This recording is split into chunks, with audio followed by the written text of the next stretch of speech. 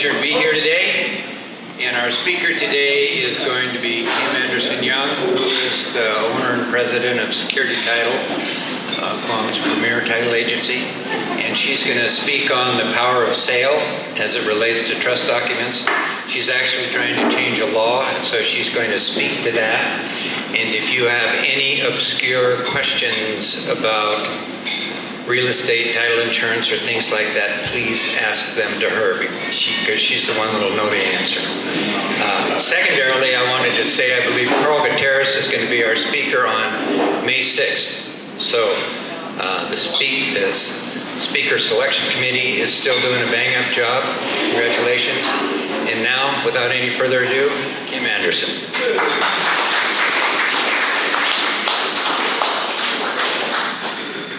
Very nice, thank you. Hi there. Hi. Someone left something important behind here. You brought that from home? No. Just found it here. Yeah, it's kind of, I was hearing Phil tell Ron that Carl Gutierrez is speaking next in 2 weeks, and I was like, oh, thank heavens I'm not going after him. Especially since Ron asked me if I would speak a couple of weeks ago, and usually I shy away, but this time I actually had something that I wanted to talk about, and I wanted to share it with as many people as I can. And I started with the Guam Association of Realtors Legislative Committee. So. Ron mentioned that I'm kind of wanting to get a law changed because I think it really hinders people's ability to deal with their real estate. But when we're doing that, I've learned, because I'm not a politician, that you kind of have to go out and talk to the people, the stakeholders that are really involved in it. So I started with the Guam Association of Realtors, and this seemed like a really great second step because I think I can count on this group to be honest with me. So so that's actually what I'm really asking for. If you have any questions, I hope you'll shoot them to me, because as I go out into other members of or portions of the community, I'm sure that questions will come up, and I want to be able to either have a response for it, or if I don't, maybe I need to abandon this mission completely. So it's a heavy load for you guys. Just a little bit of background about what I'm talking about has to do with trusts. And in the olden days, when it was only rich people that had trusts, like the Joe 10 Trust in Saipan, but that's really changed a lot. People are commonly using trusts to avoid probate. Oh, and by the way, a disclaimer, I'm not an attorney. So I'm coming from the title insurance standpoint of this discussion. I have documentation that came from Richard Johnson. He's the one that I'm working with this on, mainly because he's the one that first brought it to my attention about 5 years ago. So people use trusts, and it's become a very common method of avoiding probate, but still being able to deal with your property as you see fit. I see Carl works with trusts, and I'm sure you can, there's probably a number of people in this room that are using a trust as a vehicle for managing their real estate. If you haven't, I think it's actually a lot less expensive than probate, and it's more definite. However, in the Guam law, there's an obscure little clause that says when you're dealing with a trust,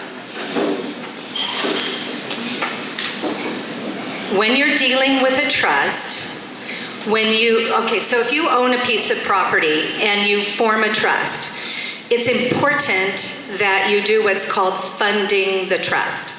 The property that you own doesn't automatically be absorbed into the trust, regardless of what the documentation in your trust says. So if your trust says in the trust, I hereby put all of my property into the trust, that doesn't cut it. It's not enough. You have to do an actual deed from yourself or yourself and your spouse, or if you have it in an LLC, from your LLC, you have to do an actual deed into your trust. So I, Peter Gill, deed my property into the Peter and Joan Gill Family Trust. So that has to actually happen. This obscure law, which I have only seen on Guam, and the underwriters that I'm dealing with have also only seen this on Guam, which is a little surprising because of a lot of Guam law comes out of California restatement. And I'm dealing with underwriters in California who have never seen this. So this obscure law that we have basically says that that deed, where Peter's deeding the property into his trust, that deed must contain the words, the 4 words, with power of sale. And if that deed does not contain those 4 words, with power of sale, then once the trust owns the property, Peter does not have the right to sell it.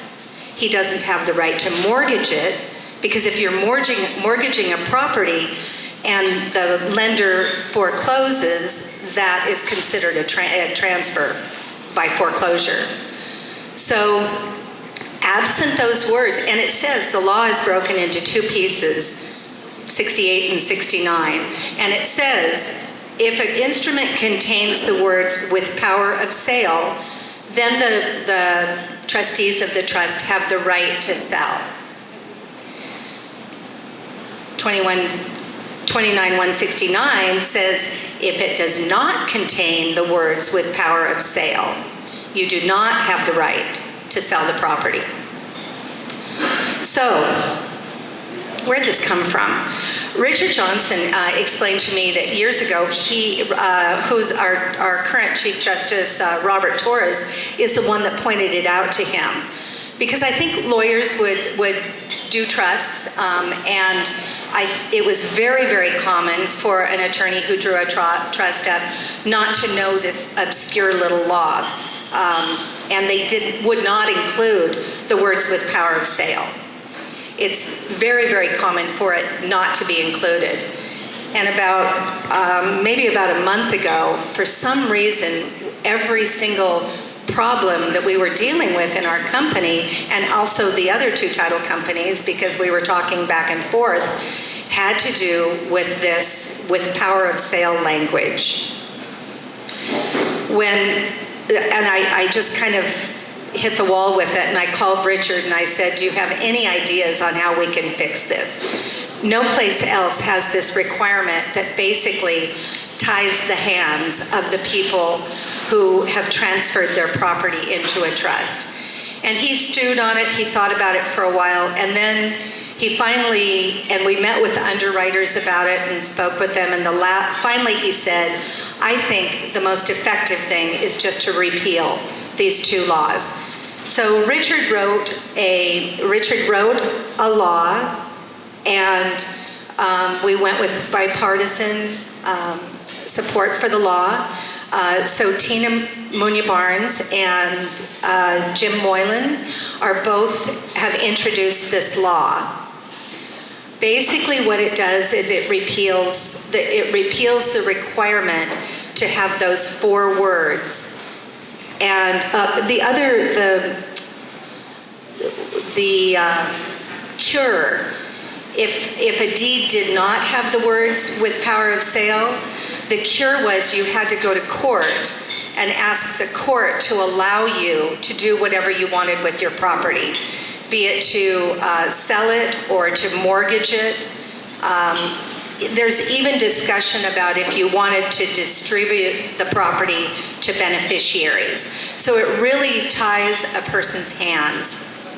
The other thing that the Bankers Association asked Richard Johnson to do, and which I have a copy here if anyone's interested, is to do a little white paper explaining the background on it.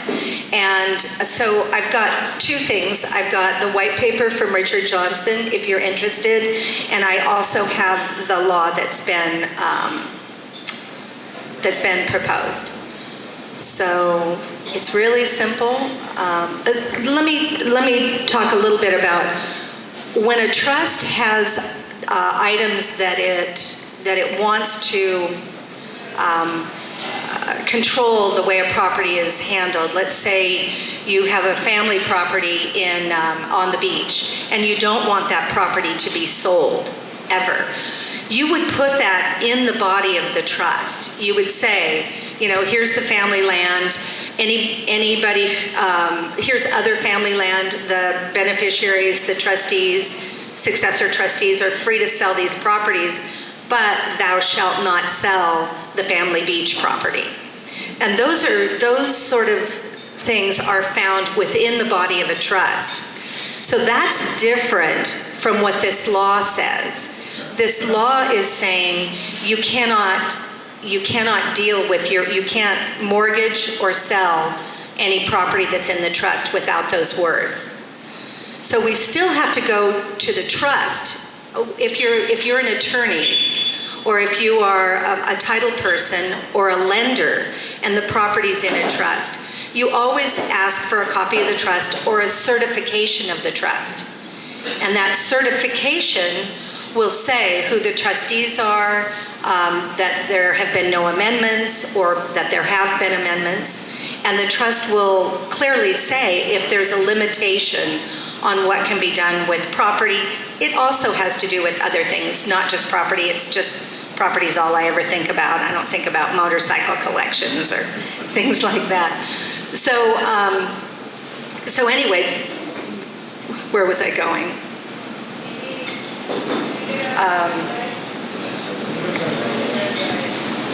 Are you asking what you were talking about? Yeah.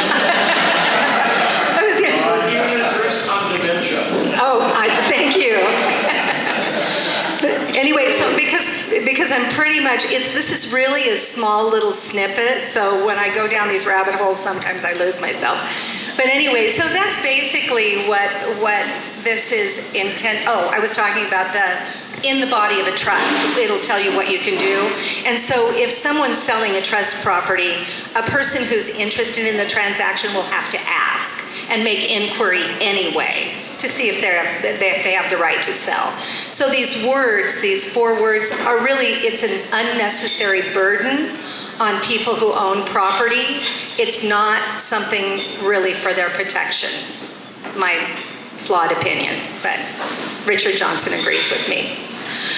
Does anyone have any questions? Yeah, Paul. So if it's so rare, those 4 words, why do you think did somebody do it, or did they do it twice? So there must have been a reason that they weren't put into that law. Richard addresses that, and he did explain it to me. That's a great question. Thank you. The reason they put that in, and the law actually says it, if the words with power of sale appear in the vesting deed, the deed that goes into the trust, then a bona fide purchaser, mortgagor, or lessee is not bound to inquire or determine whether the acts of the trustee are in accordance with the terms and conditions of the trust. So if the trust says with power of sale, the deed into the trust says with power of sale, you don't have to inquire. And I asked Richard, I said, well, would you rely on those 4 words in a deed on to give a mortgage to a trust? And he said, absolutely not. We need to read the trust. Because what if the deed says with power of sale, but then you go and you look at the terms of the trust and you discover that it's the family beachfront property and they don't have the right to sell it? Because the actual trust is the document by that governs property owned by the trust. So thanks. I should have thought that one up on my own, but thank you.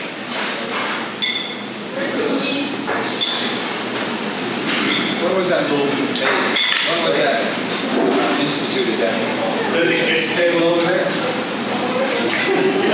The law's in Title 21. I think it's been there for quite a while, a very long time, but no one knew about it. Because I know that after the war, a lot of the land that had to be reissued and moved, etc., that locals had to get attorneys, and they didn't know anything about it. And the attorney kind of worked for both sides, or three sides, the military I think that was the land registration. and all this other stuff, and they couldn't figure out everything else, so I think they created certain go-betweens in there.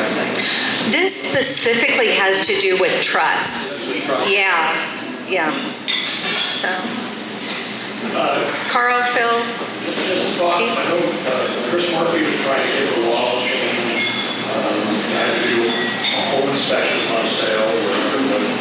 He was working with one senator who was, at that time, was on the real estate, and got nowhere. But then he went to Sabrina, and he said, Zoom, you took care of the project. So as you thanks for the advice. I'll call her. Okay. Yeah, I'll start calling the senators and try and get them on board. Yeah. If you would send me a copy of that, please. Absolutely. Happy to show up, actors have it, everybody. Carlin, Kim, our attorney did research, and no place in the United States has this. No place. No jurisdiction. that's has your it. attorney's? Yeah. Yeah. And further, that the research on how it got there in the first place is presumed that somebody wanted to restrict the sale of the beachfront property, and so we put in this law, or had this law passed, that would require them to put for private sale in order to sell it, otherwise they couldn't. But of course, all they'd have to say is without private sale, and then they'd accomplish it. They could put it in the deed, or put it in the trust, and they just put in without private sale. They can absolutely put that into a trust. Yeah, of course. Yeah. Because there's a lot of families that don't want the family estate or some part of it not to be sold and blown like a lot of times happens. So they put in there a restriction that it goes to all of the kids and they don't have the right to sell it. We see But things. they can That's go why we on. always look at the trust, because we're surprised all the time with what comes in trust. So So, what are they left with? They can build on it and produce income property and each take the income in perpetuity, Yeah. but they can't sell. yeah. You know, there's another, these two laws also discuss the fact that any deeds or references to the trust have to be memorialized on the back of a certificate of title, and any copies of the certificate of title.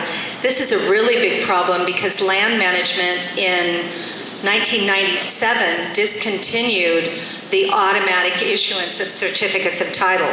You can get them. Sometimes you need a court order. It takes a very long time, but they just didn't have the funding and the manpower to continue issuing certificates of title. So even there's other obscure parts of the law, or not so obscure, that says that a mortgage must be reflected on the back of a certificate of title in order for it to be enforceable. And that really scares me because none of the mortgages are reflected on the back of a certificate of title anymore, because the certificate of title are not maintained. So when I was speaking with the realtors, I spoke with Ray Haddock. He was on their board and is legal counsel. And he said, why don't you go after the Torrens system, the certificate of title system, which has not been maintained. And I just said, you know, how do you eat an elephant? You know, one bite at a time. This is my bite. My bite is the with power of sale language, and I'm going to let somebody else worry about the entire Torrens system. So. There was one attorney in particular about 5 or 6 years ago who was pushing that, and what's the next hard? Yeah. Yeah. Pete? Oh. Ask yourself a hypothetical question. Can people get around with it, for example, Dave, before start to put in the right of sale in his trust, and then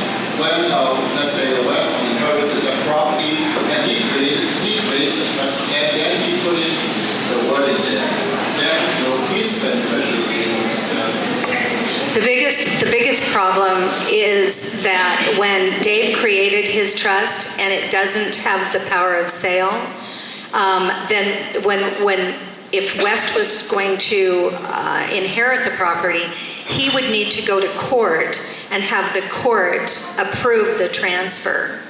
And when you go into court, when you're dealing with real estate, the court wants to know. We've had a number, I'm going to say 2 or 3 out of the last couple of weeks where people went to court to ask for approval to sell or to mortgage their property. And the court said they allowed it because it was practically just, it was what do you call it, an administrative oversight. But the court allowed it, but then the court came back and said, is this sale for fair market value? So the court started putting themselves into kind of your business. And then it was like, report back, I'd like to see the appraisal, report back the sale and that the proceeds were paid to the trust. So there's a lot of involvement with the court. There are also, now we're getting obscure, if you forgot, so Dave created a trust, but he forgot to deed the property into the trust. That could be a really good thing because we look at your property and it's still in your name. So Dave now today has the awareness of putting the title into his trust and use those words with power of sale. Don't do that. Then the next thing is, the other thing he could do is if he deeded it into the trust, one of the things that the underwriters have allowed us to do is if Dave signs an amended deed into his trust and gives it with power of sale to confirm the power of sale. So they're allowing us to do this. The underwriters are allowing us to do it mainly because they think the law is kind of stupid. So if Dave didn't, but if somebody else neglected to deed the property into the trust, and the trust clearly said all of my property goes into the trust, but they did not deed it into the trust, then you have to go to court. There's a action called a Hegstead petition. And that Hegstead petition is basically a petition that you go to the court and you say, my dad intended to deed the property into the trust. Here, the trust clearly says all my property's in trust, but the attorney at the time wasn't aware that you had to make a deed into the trust. And that Hegstead petition is almost always approved by a court because the trust itself shows the intent. So can we try to get rid of that deed portion? Also, that is 68 and 69 or no? what we're trying to get rid of is the requirement of those 4 words, just those 4 words. But would you still need to have a deed to the trust? Yeah. But that's how you put it in the trust. That's how you put it into the trust, is with a deed. It's called funding the trust. The problem is if that deed into the trust doesn't contain those 4 words with power of sale, then you're not allowed to deal with your property. You can't mortgage it, you can't deed it, you can't long-term lease it. So let me ask maybe a show of hands. Do you think this is a good idea to repeal this? Yes? Okay. Thanks. If anybody thinks it's a bad idea, I'm going to get off the stage and stop talking. Cos? You're mainly mentioning properties like real estate. You're talking about like even like personal properties like collection of cars and motorcycles. People can put stuff like that into their trust, but since it's in Title 21, which is the real estate portion of Guam, it only has to do with real estate, and all I think about is real estate. I think you can do what you want with your cars. So I can still threaten my kids. You don't behave, you don't get anything. Yes, you can still threaten your kids. What's the chance of getting this thing overturned? Well, it seems like it's pretty nonpartisan. I would hope, yeah, I mean, there's someone actually, one of the gentlemen that works for the senator said, oh, that's just for rich people. And it was like, that's actually not true at all. I think, and I can't really compare the cost of probate, but I know probate in Guam has a percentage of the value of the property. So probate can be quite pricey.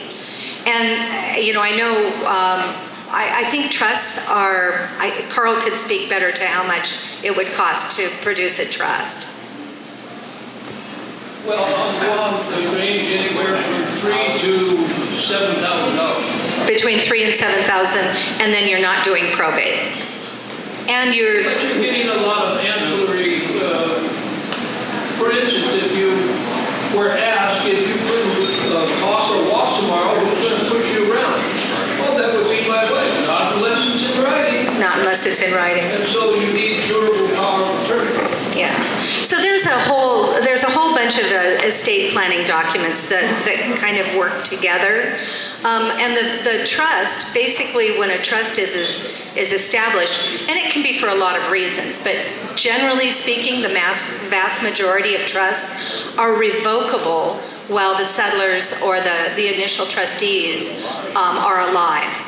Then once the initial settlers or trustees are deceased, by its nature, it changes into an irrevocable trust. That's not every single time. You've got to read what each and every trust says, but